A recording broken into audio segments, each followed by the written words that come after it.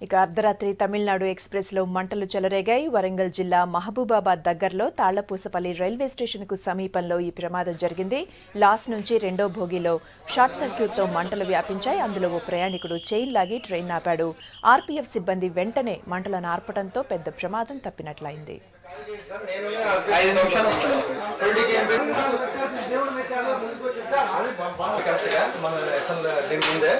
Hello start చేస్తున్నాం మంటలు లేవు ఏం లేవు అక్కడ చేసేప్పుడు అక్కడ రికార్డ్ చేద్దామని చెప్పారు. అందరూ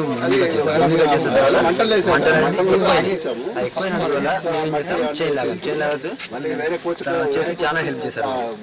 వచ్చేసి హెల్ప్ చేశారు. తర్వాత మట్టి కోసం అన్ని చేశాం. తర్వాత వీళ్ళందరూ వచ్చేసి చాలా హెల్ప్ చేశారు. యాక్చువల్ వచ్చేసి అది తెలియదు, ఆటోమేటిక్ వచ్చేసింది. ఆటోమేటిక్ గా ఒక ఫ్యాన్ నుంచి మంట ఇంకో ఫ్యాన్ తరఫు నుంచి వెళ్ళింది. అది ఆ వెళ్ళే వరకు మనం ఏం చేయలేదు.